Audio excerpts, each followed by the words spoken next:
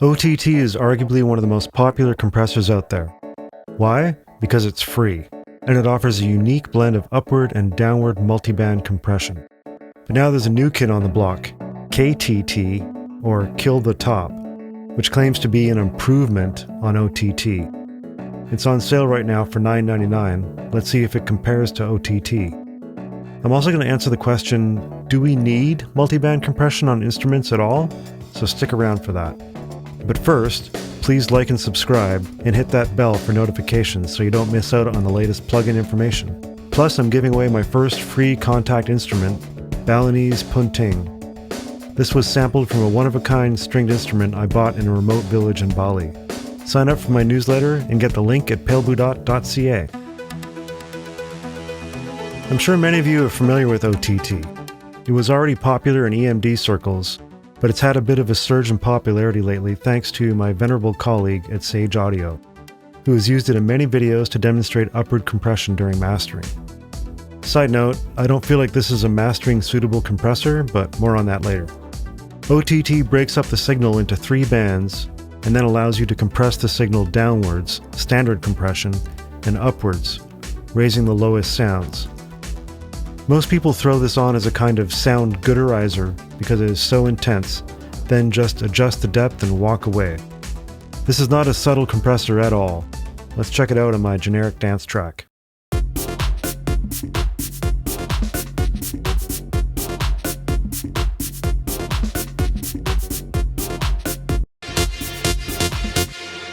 Oh my, that default setting will blow your freaking head off. This is why I put a brick wall limiter on the 2-bus when testing plugins. I'm going to turn down the depth all the way and change the default settings so depth is always down when I insert this. Okay, let's try bringing this back in. Depth is basically like a dry wet knob.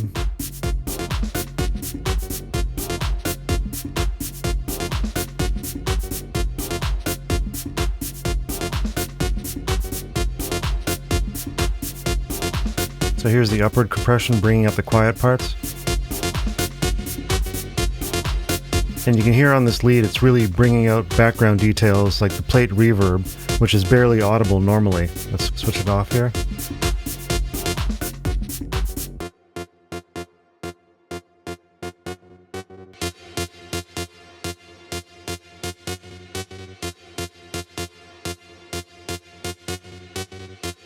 But you can hear on this lead, it's really bringing out background details like that plate reverb, which is barely audible normally. And that's the upward compression. It's totally changed the EQ signature too. On one hand, I'm not sure what the rationale is for reaching for this plugin by default. Why not make your own EQ choices and then heavily compress the signal? On the other hand, it's a pretty fun sound.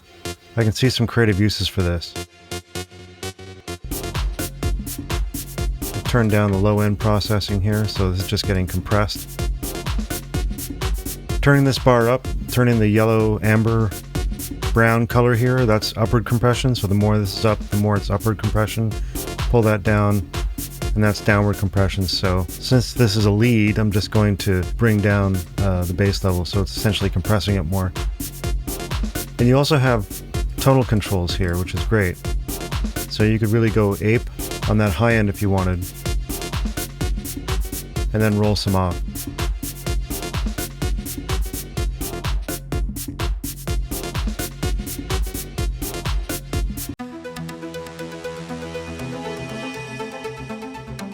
Now let's see what KTT can do with this. This is supposed to be better than OTT, so let's find out. Well, this interface is quite different. I'm surprised they went with this look. It's very 2001 synth edit. Really basic. So they claim this is an improvement on OTT because they have split the signal into more bands, 6 to be exact. Anyway, let's try it on the same lead sound. Oh!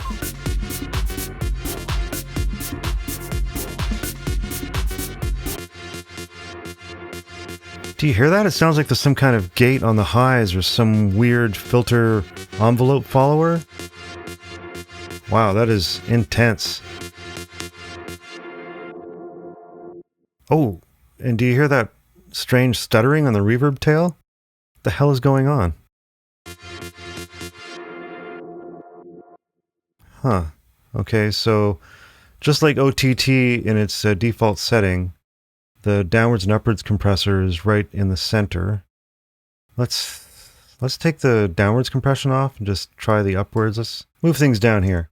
The sound's basically dry. Oh, there's an exciter here that doesn't seem to be doing anything. I'll leave that off. Let's bring up the upwards. Wow. Even at like, 1% here.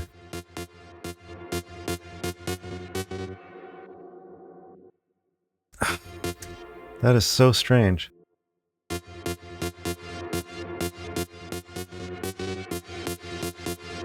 I mean, it's definitely bringing up stuff in the background. Let's increase the release here. Okay, a little more release makes it not as wild, but still, this is way more intense than OTT. I'll hand them that. This is like OTT on steroids, but this doesn't sound better by any stretch. Let's add some downward compression. Whoa. So that kind of scoops out the mids a bit, a typical artifact of brutal multiband compression. I don't know, this sounds pretty bad to my ears. Let's try mixing the wet and dry.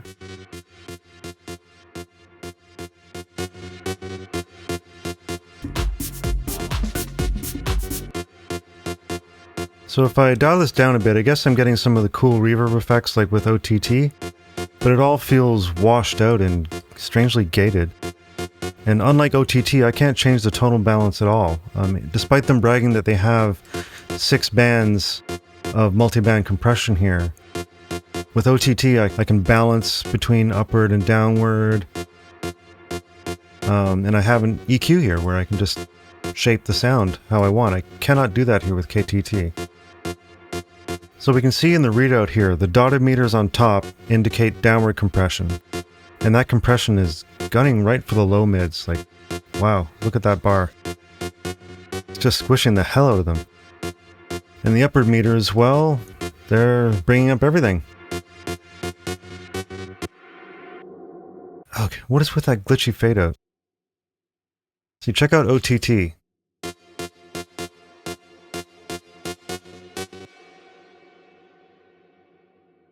Nice fade out with a cool exaggerator reverb wash effect.